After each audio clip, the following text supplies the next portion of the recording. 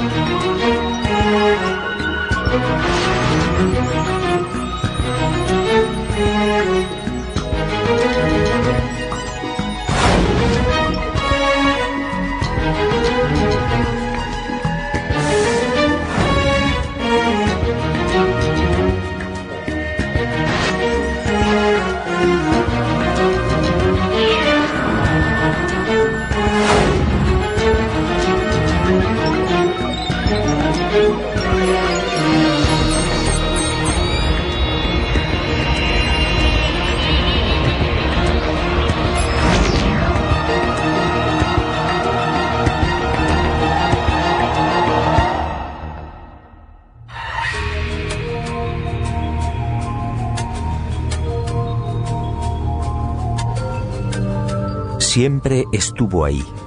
El hombre primitivo alzó también la vista hacia ella y sintió curiosidad.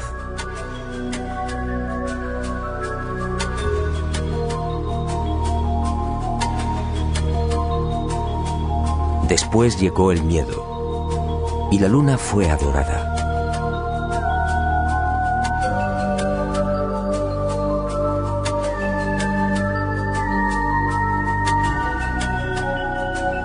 Más adelante los seres humanos la convirtieron en un sueño, a veces bello, a veces terrorífico. Y el satélite natural de la Tierra se convirtió en emblema de lo utópico, de lo inalcanzable.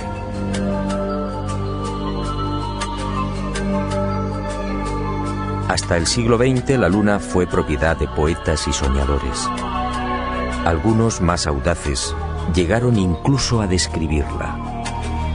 En el año 499 a.C., el filósofo griego Anaxágoras enseñaba que la Luna es un astro habitado, con infinidad de valles y montañas. Y otro tanto pensaba Demócrito, el creador de la teoría atómica, nacido también en el siglo V a.C. Pitágoras creía igualmente en una luna viva y habitada. Y su discípulo Filolao iría más allá, asegurando que nuestro satélite natural se hallaba habitado por seres 15 veces más grandes que los humanos. Y acertó al afirmar que el día lunar equivale a 15 días terrestres. Después llegaron los libros. Plutarco, en el siglo I de nuestra era, describe la Luna como una segunda Tierra. Y con los libros, los viajes. Fue hacia el año 160 después de Cristo cuando el griego Luciano de Samosata escribe el primer viaje a la Luna. En su obra Historia verdadera, una tromba de agua arrastra un barco hasta la superficie lunar. Ariosto, en el Orlando Furioso, asegura que la Luna es un gran valle en el que se encuentra todo lo que hemos perdido en la Tierra: riquezas, coronas, honor y esperanza.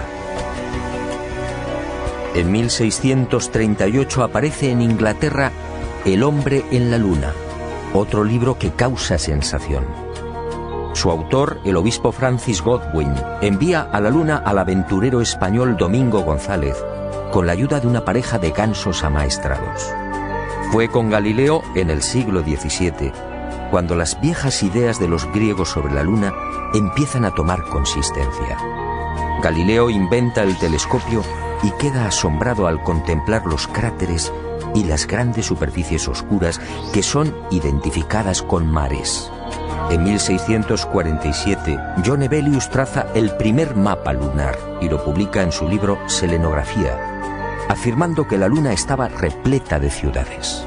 Entusiasmado con estos descubrimientos, Cyrano de Bergerac publica en 1648 su célebre Viaje a la Luna, un libro asombroso en el que por primera vez se habla de cohetes. Cyrano describe dos astronaves, una impulsada por la evaporización del rocío, la otra por un cohete de 3 fases. Sería este trabajo justamente el que serviría de inspiración a Julio Verne y a los padres de la astronáutica moderna. En 1671, Querubín de Orleans publica un segundo mapa lunar. El interés del público es tal que en 1865 se publican 6 libros sobre temas espaciales. El más conocido fue sin duda De la Tierra a la Luna, del genial Verne.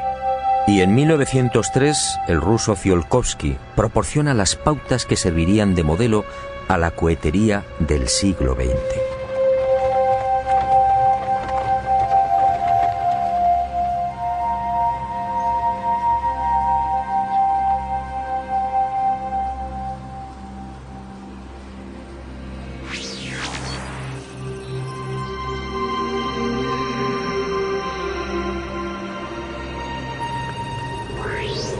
Antes de entrar de lleno en las claves de esta historia, permítame un apunte que guarda estrecha relación con lo que quiero contarle. Sígame de nuevo y guárdelo en su memoria.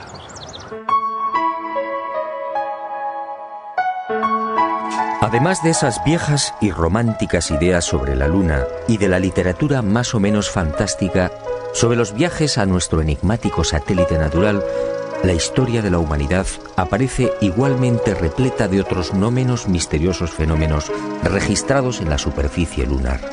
En el verano de 1178, al poco de ponerse el sol, un grupo de monjes de la Catedral de Canterbury observó en el filo de la Luna un formidable resplandor acompañado de gigantescas llamaradas. En 1789, el astrónomo Schroeder contempló atónito una enorme zona iluminada en la llamada región de los Alpes lunares. A lo largo de ese año, otros observadores dieron fe de la presencia en la superficie de la Luna de increíbles y desconcertantes luces que se movían entre mares y cráteres. En 1820, el también astrónomo François Arago publicó en los Anales de Química y Física el relato de otra asombrosa observación. Durante un eclipse, toda una formación de luces evolucionó sobre la Luna, manteniendo el orden de vuelo durante los virajes.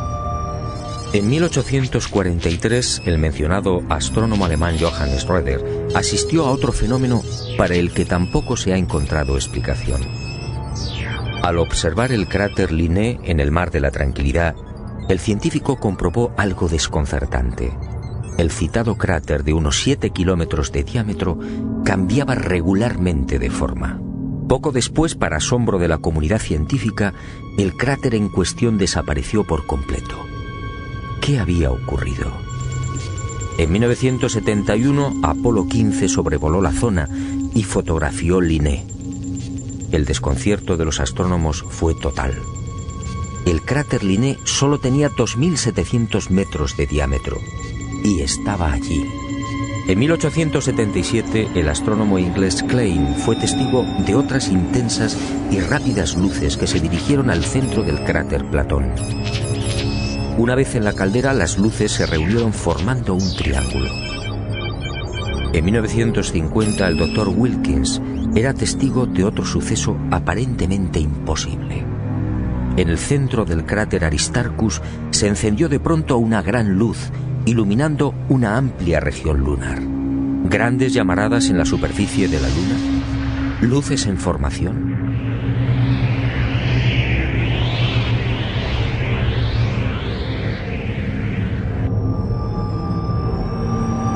¿Qué estaba pasando en la Luna?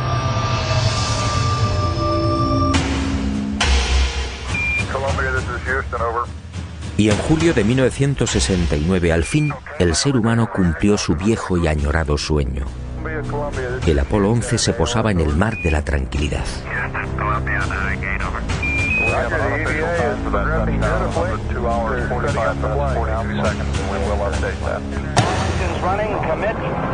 Y el mundo vibró con aquellos primeros y tímidos pasos de Neil Armstrong.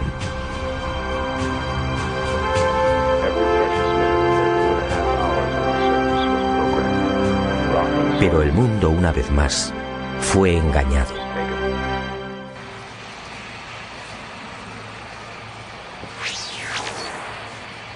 Muchos de los que vivimos aquel histórico y emocionante momento nos hicimos la misma pregunta.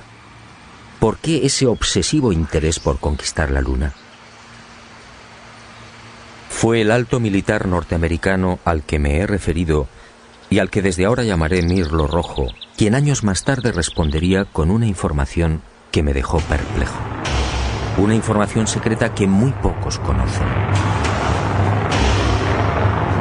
Las nuevas generaciones no saben o no recuerdan. A la Luna se fue a investigar, sí, y se ha dicho también que fue una cuestión de prestigio. Una especie de apuesta entre soviéticos y norteamericanos.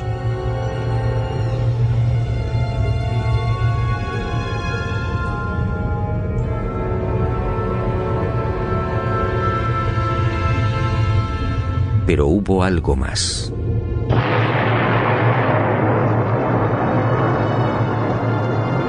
En los años 50, tras la amarga experiencia de la Segunda Guerra Mundial, soviéticos y aliados se embarcaron en una loca carrera de armamento. Aquel periodo fue conocido como Guerra Fría.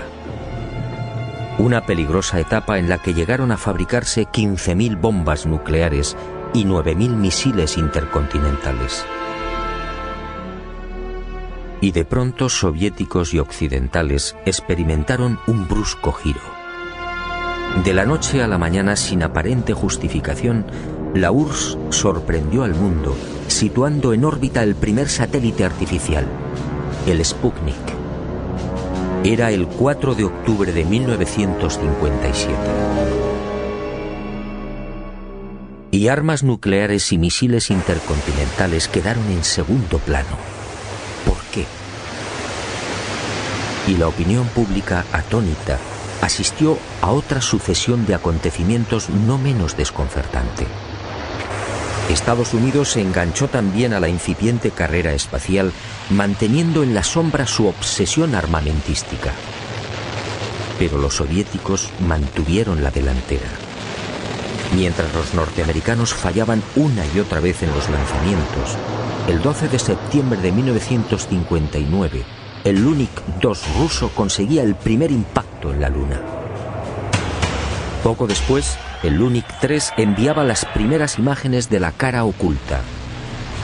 Y el mundo siguió preguntándose, ¿qué ocurría? ¿Por qué este obsesivo interés por conquistar el espacio y sobre todo la Luna?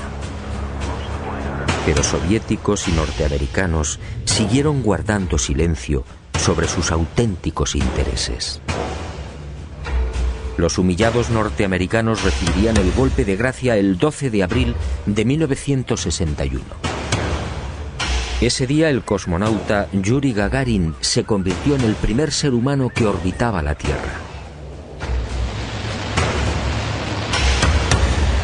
Y el mundo, en especial la nación norteamericana, fue sorprendido de nuevo. 44 días después de la hazaña de Gagarin, el presidente Kennedy compareció ante el Congreso, comprometiéndose a lavar el honor del país. En aquella oportunidad, un Kennedy firme y sereno asombró al mundo.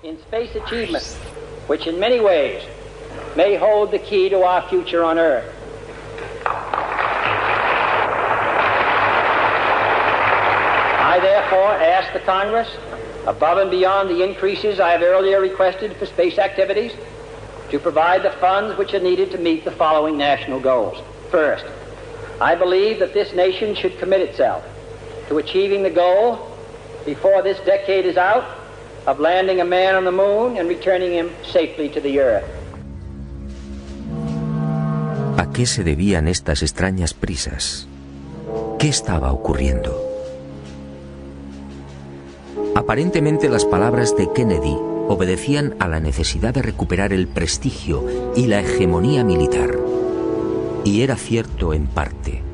La verdad era otra. La verdad llegaría años más tarde y de la mano de Mirlo Rojo. Él confió en mí y me hizo partícipe de su gran secreto. Un secreto tan espectacular como diabólico.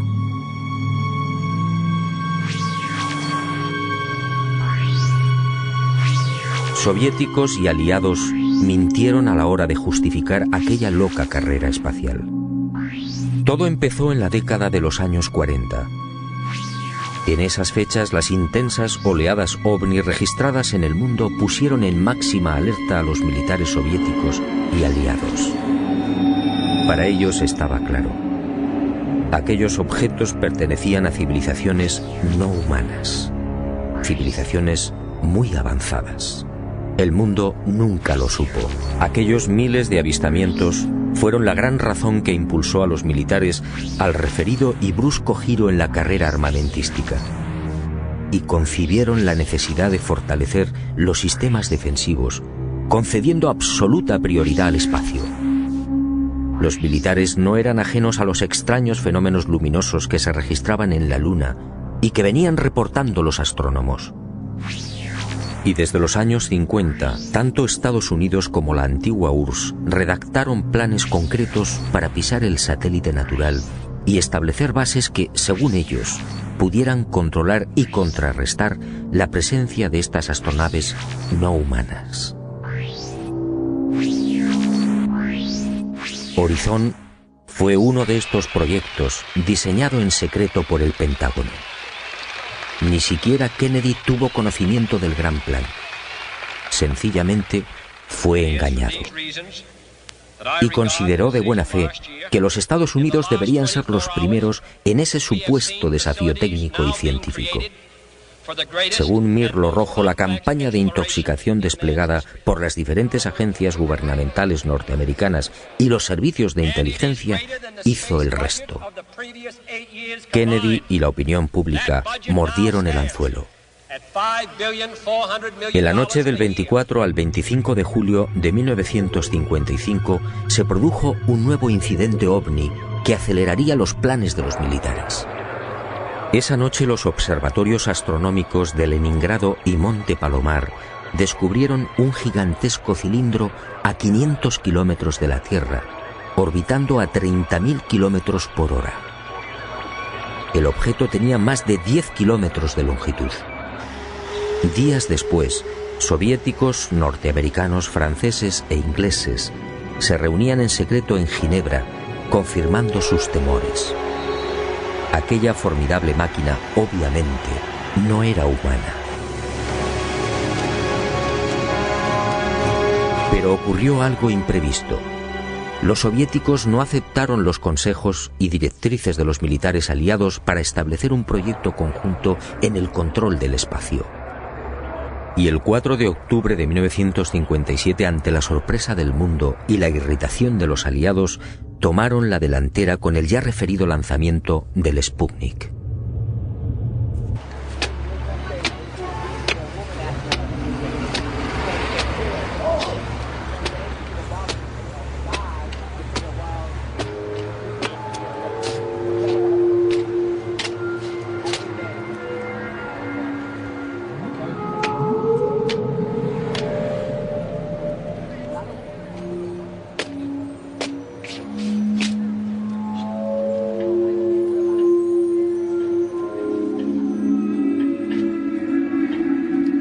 Y durante una década, entre 1957 y 1968, los militares norteamericanos y soviéticos fueron confirmando lo que ya sabían o imaginaban, y mucho más.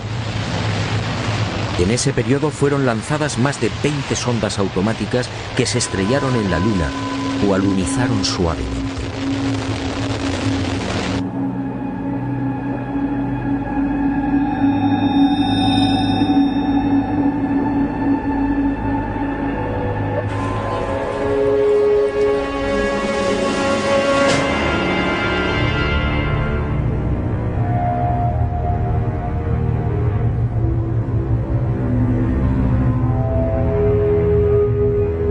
En total, sin contar las imágenes obtenidas por la URSS, la NASA recibió 230.000 fotografías del satélite natural. La Luna fue fotografiada en su totalidad y a muy diferentes alturas. Pero los militares que controlaban y controlan la Agencia Espacial Norteamericana no dieron a conocer muchas de esas imágenes. ¿Por qué? ¿Qué mostraban?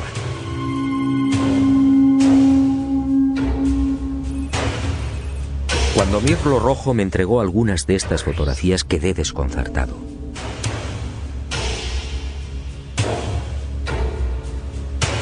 Se trataba de imágenes altamente confidenciales, jamás divulgadas.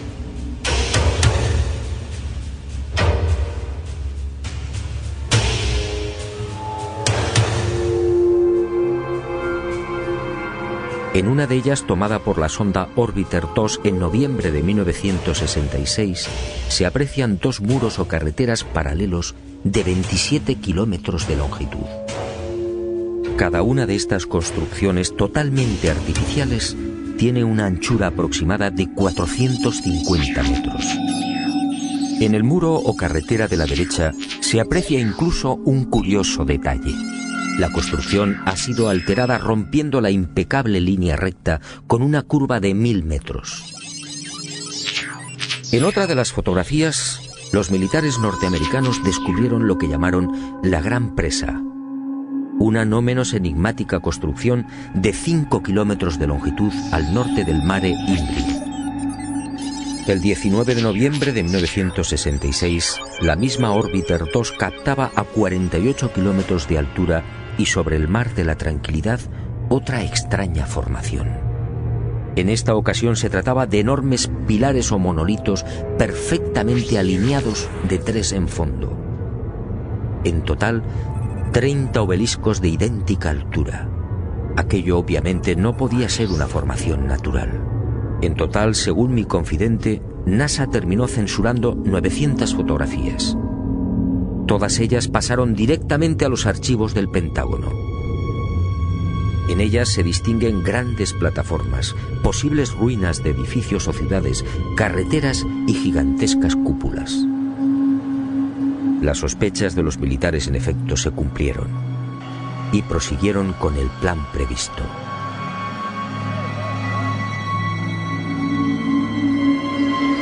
Civilinamente, los servicios de inteligencia militar norteamericanos se cubrieron las espaldas en previsión de una hipotética fuga de información. Para ello, utilizando a NASA como pantalla, propiciaron la redacción de un informe que los eximiera moral y jurídicamente de cualquier responsabilidad en caso de ocultamiento.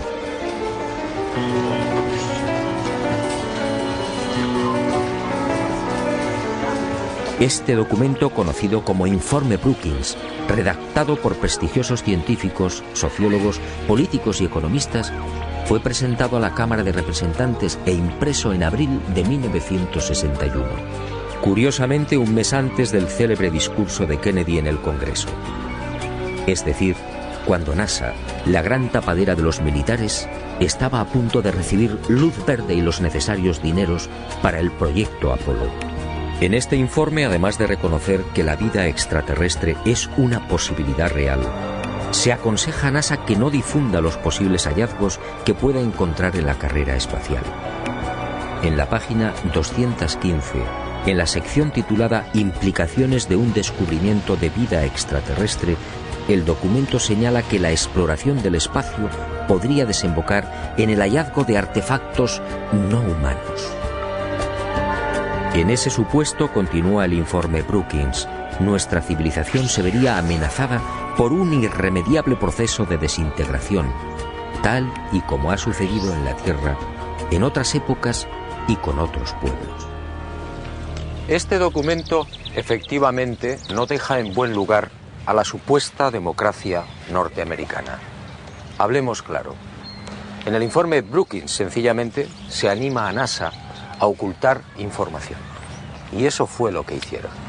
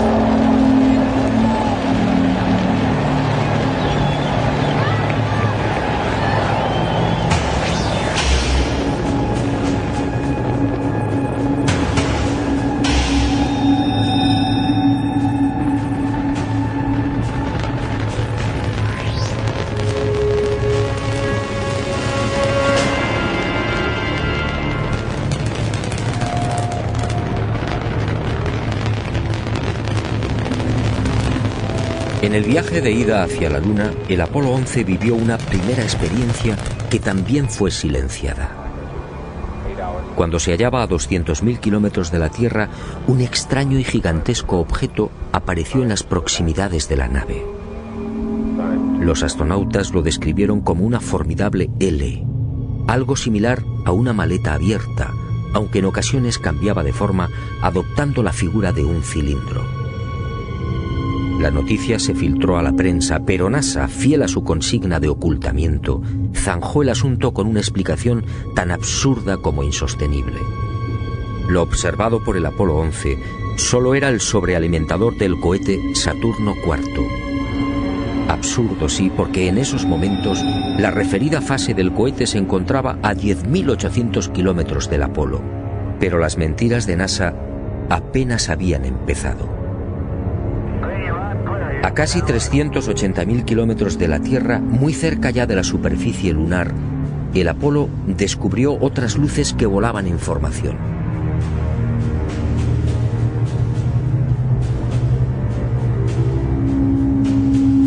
Según Mirlo Rojo, aquellas luces parecían esperar al Apolo 11.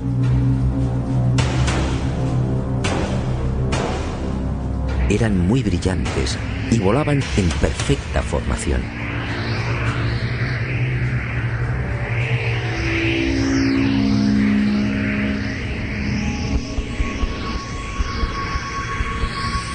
Poco después se alejaron a gran velocidad, desapareciendo hacia la superficie de la Luna. Los astronautas tenían razón. Aquello parecía un recibimiento. Pero lo más espectacular estaba por llegar.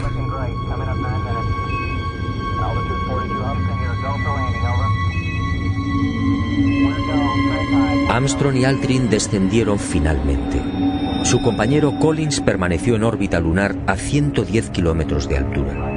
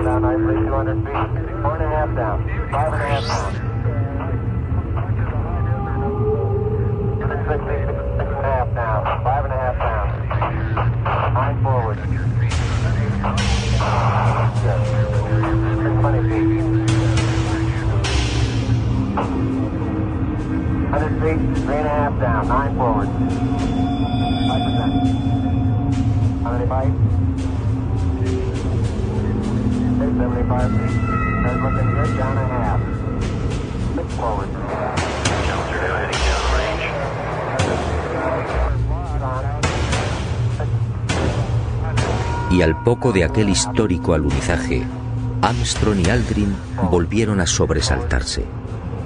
La frecuencia cardíaca se disparó hasta 150 y 160 latidos por minuto. Las palabras de Armstrong, atropelladas, dejaron perplejos a los técnicos de Houston.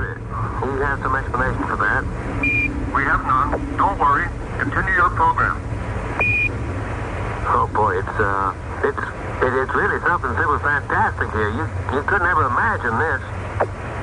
Roger, we know about that. Could you go the other way? Go back the other way. Well, this kind of ridge should, pretty spectacular. God, what is that there? That's Roger, what the hell is that? Go tango, tango. There's kind of light there now. Al otro lado del cráter, existente a poco más de 60 metros del Águila, habían aparecido unas naves y unos seres, objetos en forma de disco y perfectamente alineados sobre el terreno. Y junto a ellos varios seres muy altos, con trajes blancos y ajustados. Cuando los astronautas, obedeciendo las insistentes órdenes de Houston, trataron de filmar, objetos y seres desaparecieron.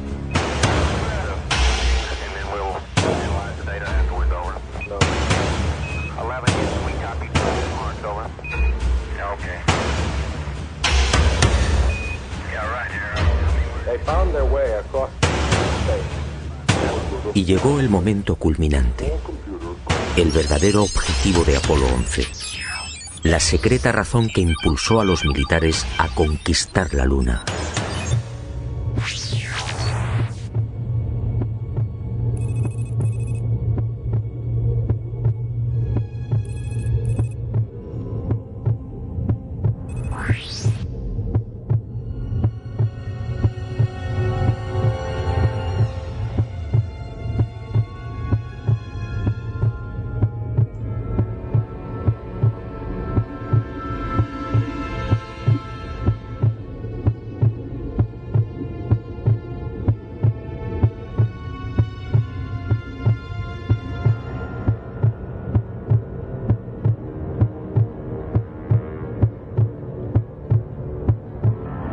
Esta fue la verdad, la única y secreta verdad.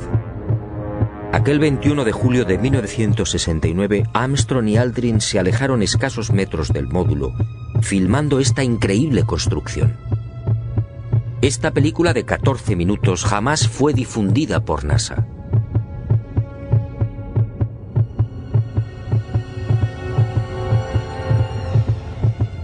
Mirlo Rojo fue uno de los pocos norteamericanos que tuvo acceso a ella. A escasos metros, sí, del Águila. Y no fue casualidad. Todo estaba minuciosamente programado.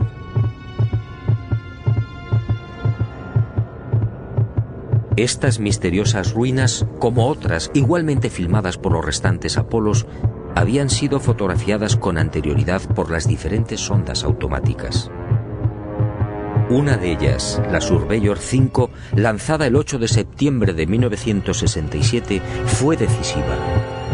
Alunizó en el Mar de la Tranquilidad, muy cerca de esta construcción, enviando 19.000 fotografías.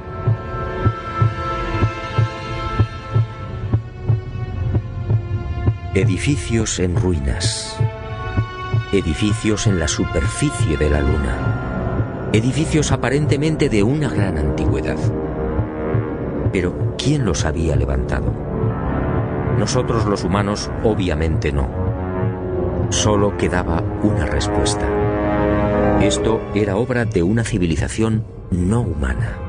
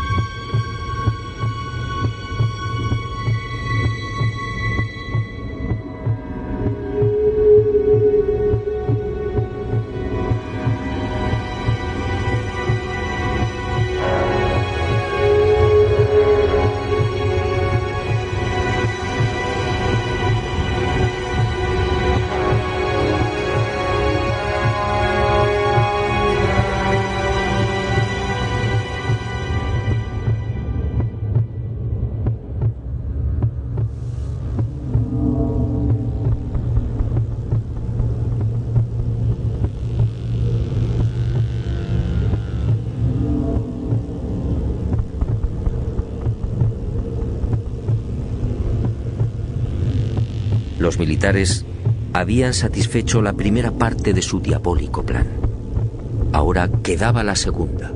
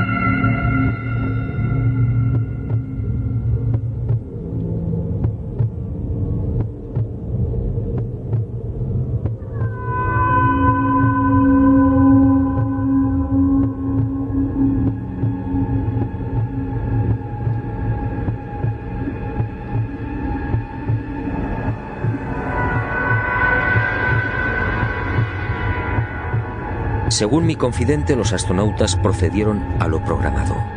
Recogieron muestras de los muros, tomaron medidas y se retiraron.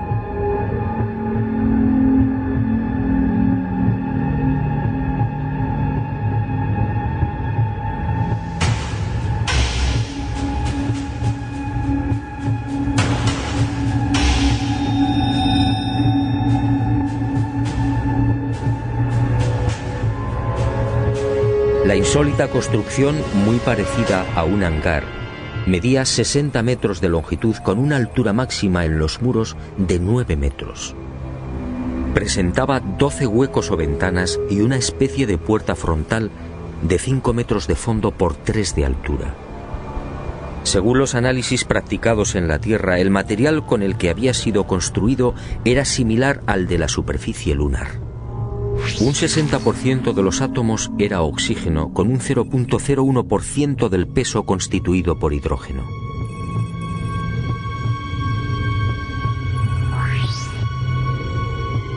Las paredes se hallaban muy erosionadas. Esta circunstancia, dado que en la Luna no existe prácticamente atmósfera, hizo pensar a los militares que el edificio en cuestión podía tener varios miles de años.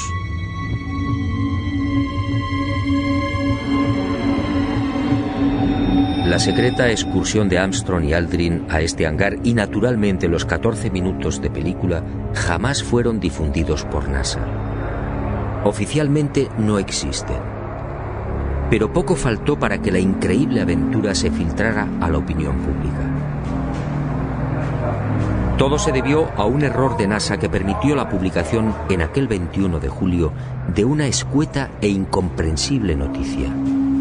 En un teletipo que dio la vuelta al mundo se afirmaba textualmente: el corazón del astronauta Neil Armstrong alcanzó las 160 pulsaciones por minuto al finalizar hoy su paseo lunar, mientras se hallaba trabajando en la dura operación del cargamento de muestras de rocas y suelo lunar.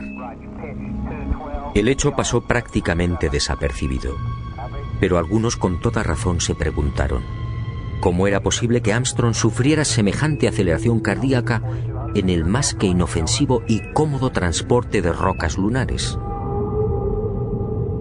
En el delicado descenso del Águila, la frecuencia cardíaca de Armstrong llegó a 156 pulsaciones por minuto. Ahí sí estaba justificada la fuerte alteración del astronauta. En la carga de rocas, en cambio, no tenía sentido. Armstrong, de 39 años de edad, había llevado a cabo 78 misiones de combate en Corea. Había volado más de 200 modelos de aviones y tenía fama por su extraordinaria frialdad y nervios de acero. ¿Por qué iba a experimentar hasta 160 pulsaciones en la recogida de muestras lunares? La absurda noticia divulgada por Charles Berry, médico de los astronautas, no tuvo en cuenta además otro pequeño gran detalle que invalidó la forzada explicación oficial. Durante las 3 horas que duró el paseo lunar, Armstrong y Aldrin recogieron un total de 25 kilos de rocas. Dado que en la superficie de la Luna existe una gravedad 6 veces menor que la de la Tierra, el peso real de las rocas fue de 4 kilos. 4 kilos repartidos entre 2 astronautas y en diferentes momentos de la excursión lunar. La versión de NASA efectivamente no era creíble.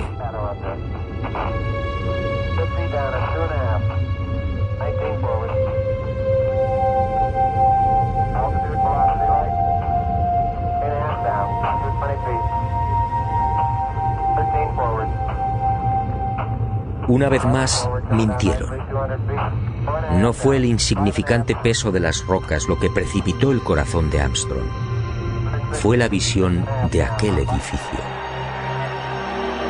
A pesar de su excelente preparación física y mental, el astronauta, consciente de la trascendencia de lo que tenía delante, no pudo evitar la lógica e intensa emoción. Y otro tanto sucedió con Aldrin. Pero la frecuencia cardíaca de este último no fue registrada porque los circuitos electrónicos del traje espacial no se hallaban conectados a la consola que recibía la información biomédica.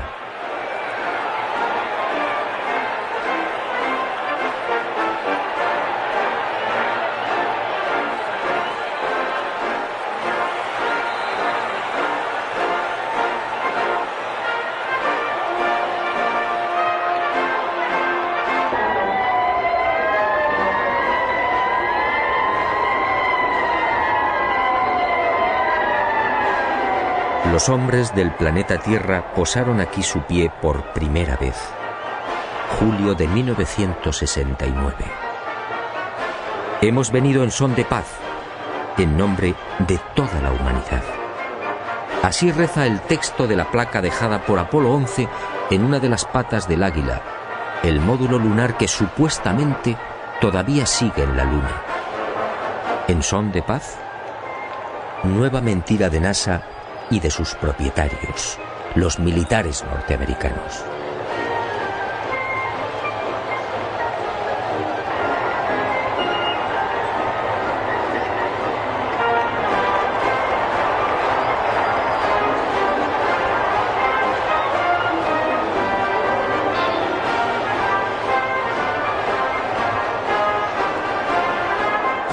Mirlo Rojo fue contundente. Hasta diciembre de 1972, fecha en la que se interrumpe el proyecto Apolo, otras 5 naves volaron a la Luna.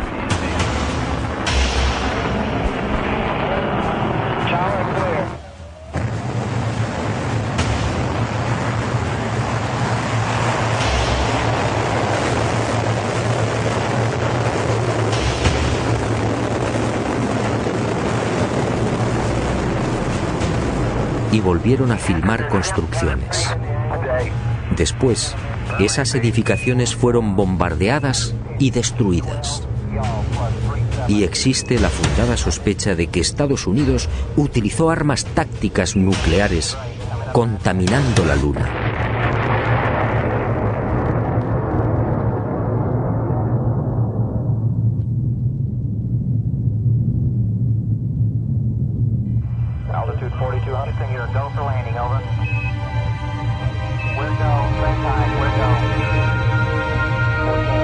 Así se cerró la segunda fase del diabólico plan. Los militares norteamericanos no lo consintieron. Esas estructuras podían provocar el caos en la Tierra. Eso dijeron.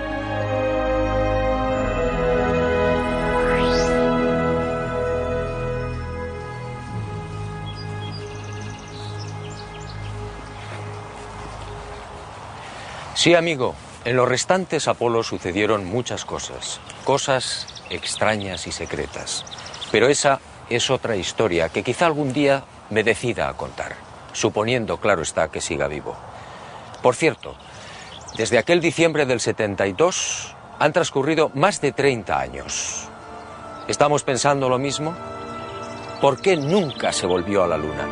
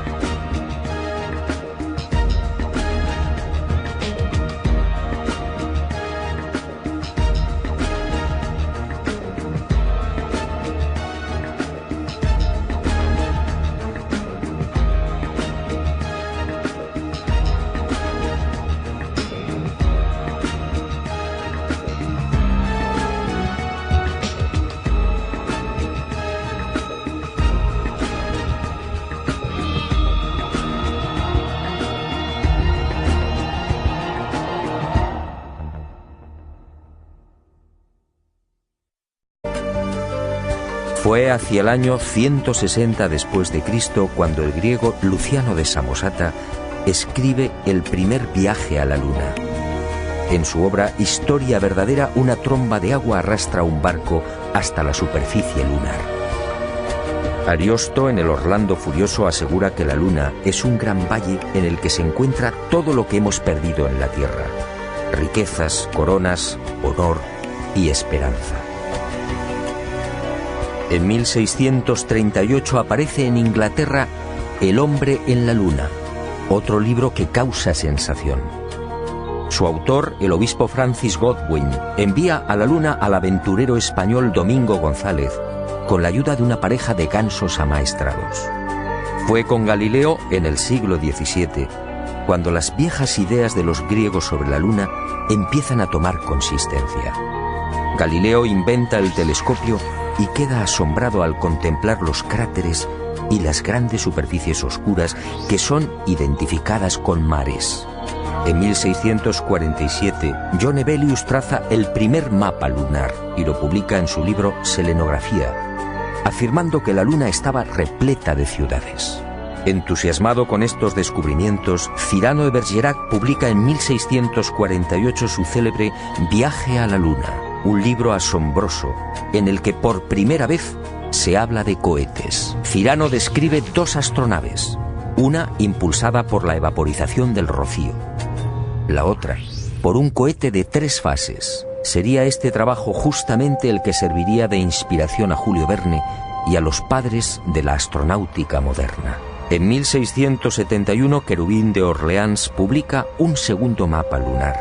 El interés del público es tal que en 1865 se publican 6 libros sobre temas espaciales. El más conocido fue sin duda De la Tierra a la Luna, del genial Verne. Y en 1903, el ruso Tsiolkovsky proporciona las pautas que servirían de modelo a la cohetería del siglo XX.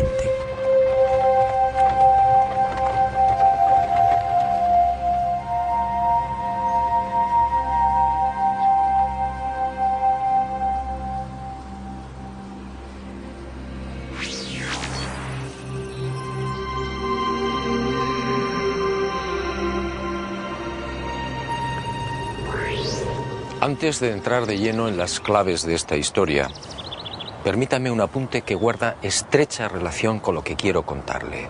Sígame de nuevo y guárdelo en su memoria.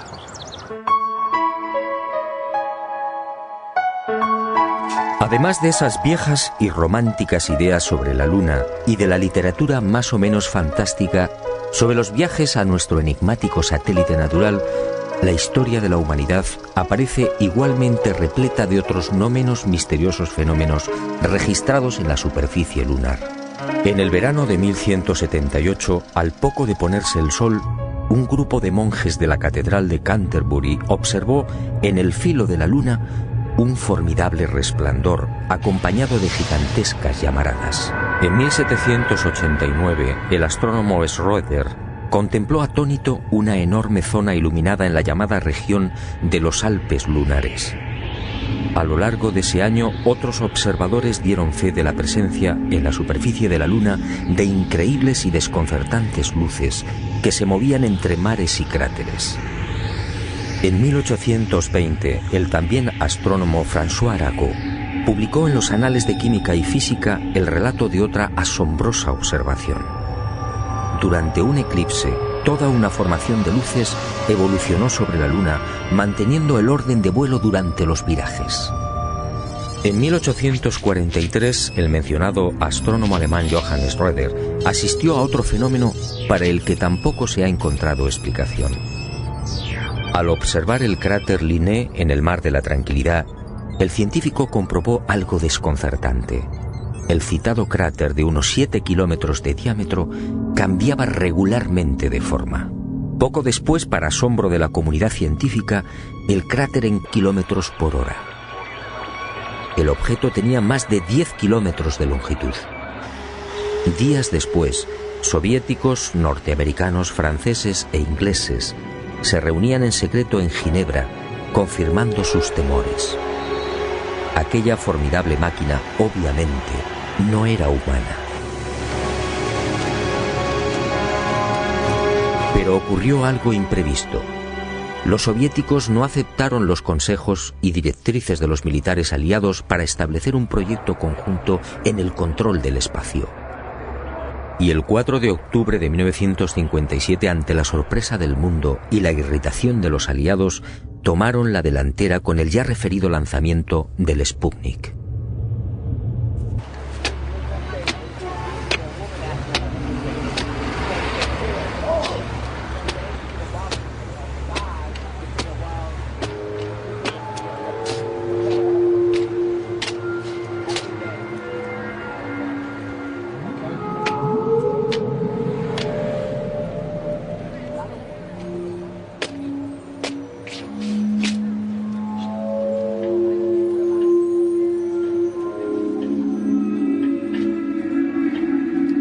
Y durante una década, entre 1957 y 1968, los militares norteamericanos y soviéticos fueron confirmando lo que ya sabían o imaginaban, y mucho más. En ese periodo fueron lanzadas más de 20 sondas automáticas que se estrellaron en la Luna o alunizaron suavemente.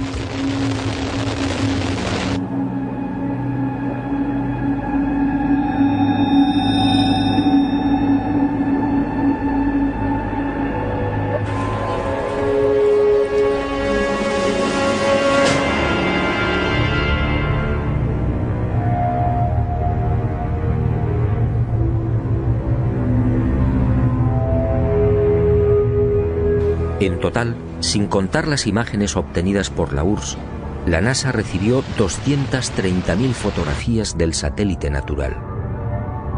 La Luna fue fotografiada en su totalidad y a muy diferentes alturas. Pero los militares que controlaban y controlan la Agencia Espacial Norteamericana no dieron a conocer muchas de esas imágenes. ¿Por qué? ¿Qué mostraban?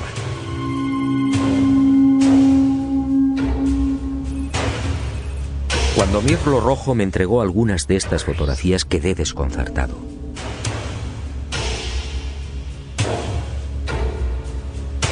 Se trataba de imágenes altamente confidenciales, jamás divulgadas.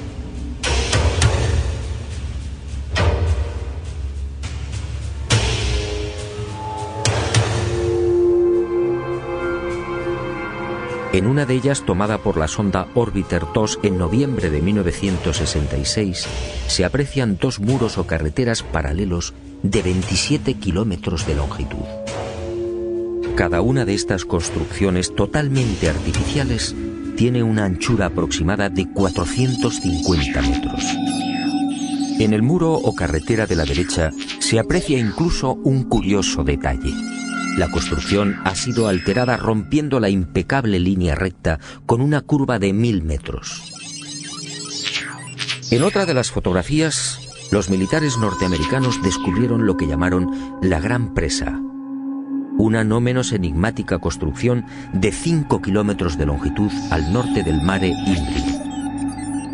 El 19 de noviembre de 1966, la misma Orbiter 2 captaba a 48 kilómetros de altura y sobre el Mar de la Tranquilidad otra extraña formación.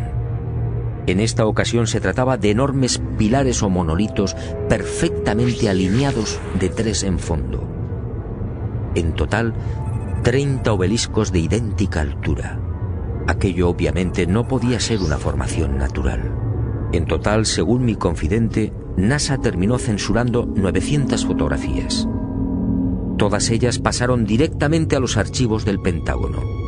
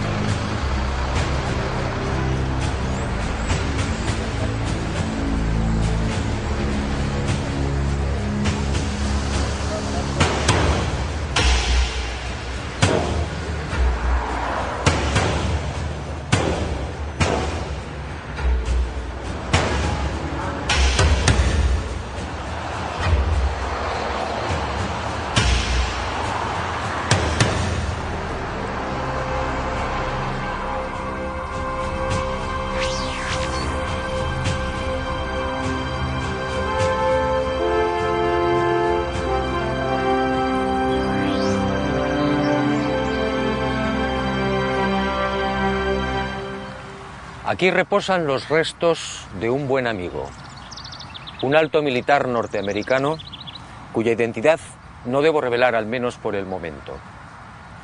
Él forma parte de la historia que quiero contarle, una historia oscura que usted probablemente no creerá. Pero ese es mi deber, sembrar la duda. Sígame y descubra una historia que jamás fue contada.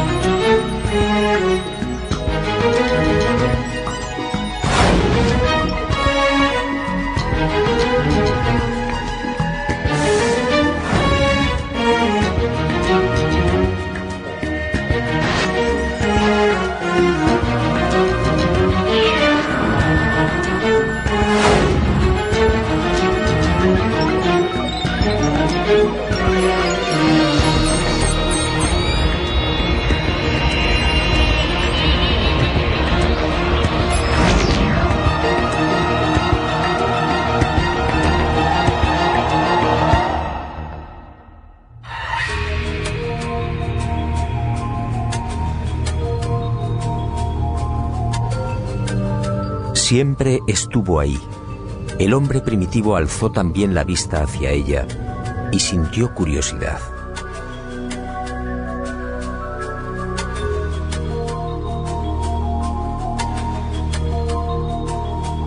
Después llegó el miedo y la luna fue adorada.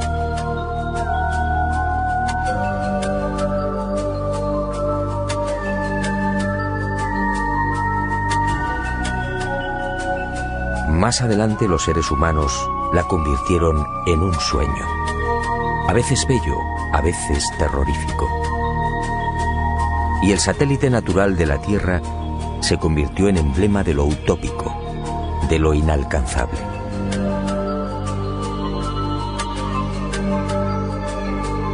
Hasta el siglo XX la Luna fue propiedad de poetas y soñadores.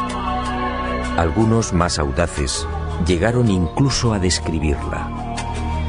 En el año 499 a.C., el filósofo griego Anaxágoras enseñaba que la Luna es un astro habitado, con infinidad de valles y montañas. Y otro tanto pensaba Demócrito, el creador de la teoría atómica, nacido también en el siglo V a.C. Pitágoras creía igualmente en una luna viva y habitada. Y su discípulo Filolao iría más allá, asegurando que nuestro satélite natural se hallaba habitado por seres 15 veces más grandes que los humanos. Y acertó al afirmar que el día lunar equivale a 15 días terrestres. Después llegaron los libros. Plutarco, en el siglo I de nuestra era, describe la Luna como una segunda Tierra. Y con los libros, los viajes. Y el mundo siguió preguntándose, ¿qué ocurría? ¿Por qué este obsesivo interés por conquistar el espacio y sobre todo la Luna? Pero soviéticos y norteamericanos siguieron guardando silencio sobre sus auténticos intereses. Los humillados norteamericanos recibirían el golpe de gracia el 12 de abril de 1961. Ese día el cosmonauta Yuri Gagarin se convirtió en el primer ser humano que orbitaba la Tierra. Y el mundo, en especial la nación norteamericana, fue sorprendido de nuevo. 44 días después de la hazaña de Gagarin, el presidente Kennedy compareció ante el Congreso, comprometiéndose a lavar el honor del país. En aquella oportunidad, un Kennedy firme y sereno asombró al mundo.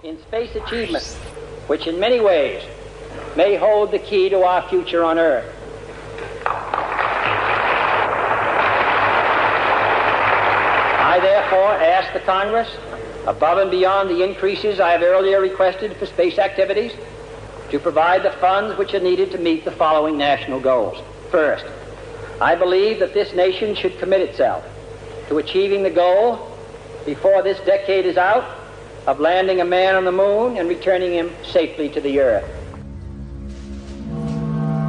¿A qué se debían estas extrañas prisas? ¿Qué estaba ocurriendo? Aparentemente las palabras de Kennedy obedecían a la necesidad de recuperar el prestigio y la hegemonía militar. Y era cierto en parte. La verdad era otra. La verdad llegaría años más tarde y de la mano de Mirlo Rojo. Él confió en mí y me hizo partícipe de su gran secreto. Un secreto tan espectacular como diabólico.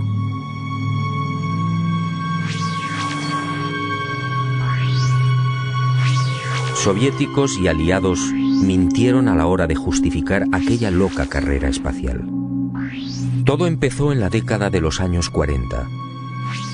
En esas fechas, las intensas oleadas ovni registradas en el mundo pusieron en máxima alerta a los militares soviéticos y aliados. Para ellos estaba claro.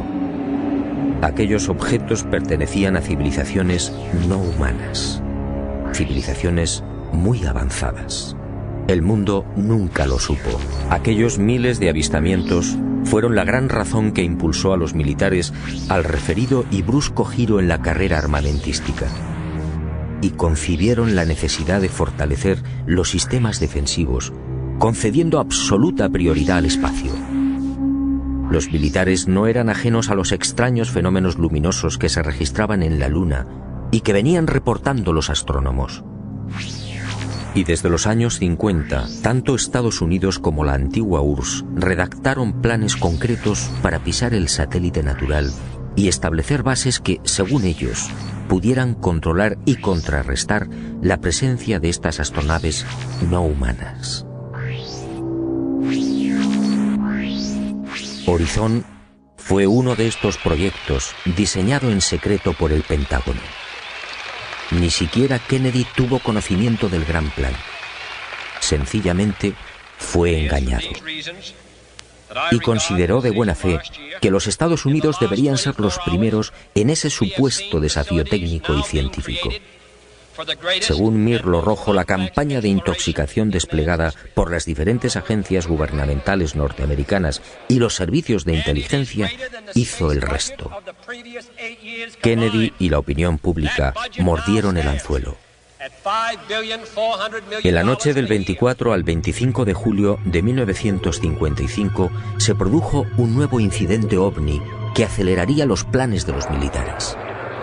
Esa noche los observatorios astronómicos de Leningrado y Monte Palomar descubrieron un gigantesco cilindro a 500 kilómetros de la Tierra, orbitando a 30.000. Cuestión desapareció por completo.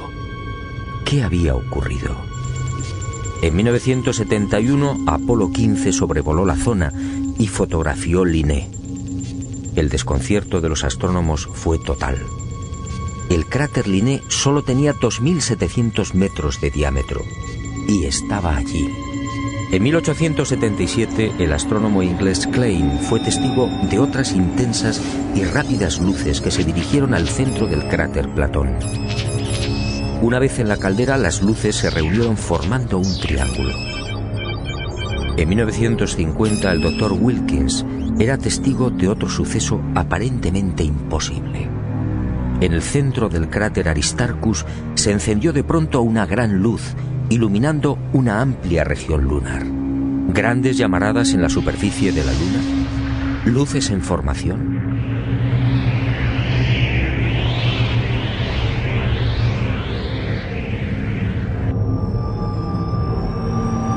¿Qué estaba pasando en la Luna?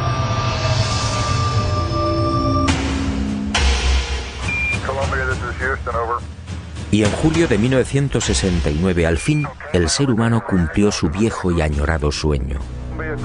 El Apolo 11 se posaba en el mar de la tranquilidad.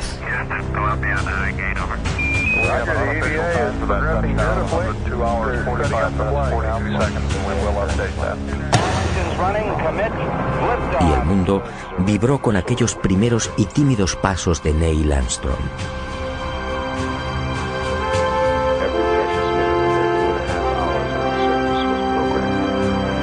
Pero el mundo, una vez más, fue engañado.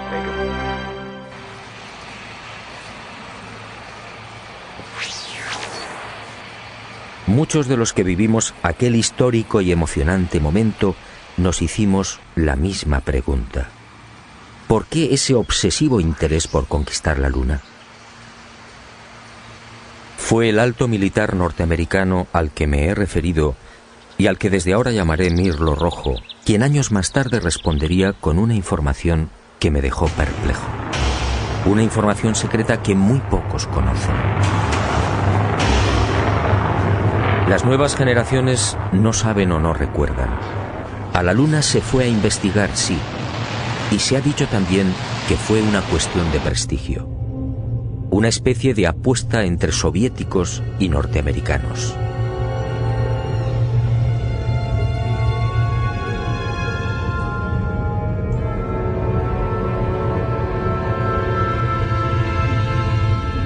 Pero hubo algo más.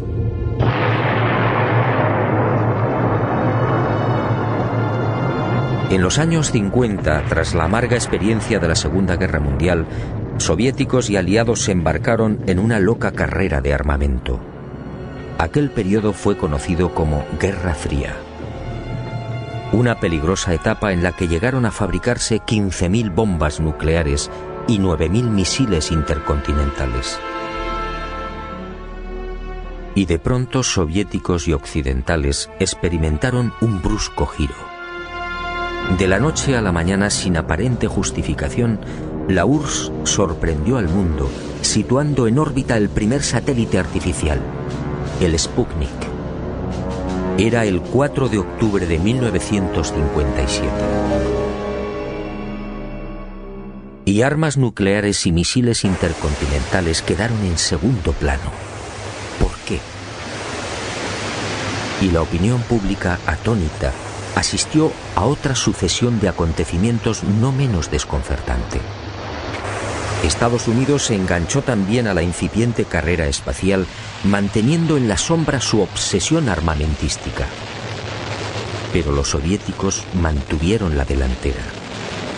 Mientras los norteamericanos fallaban una y otra vez en los lanzamientos, el 12 de septiembre de 1959, el Lunik 2 ruso conseguía el primer impacto en la Luna.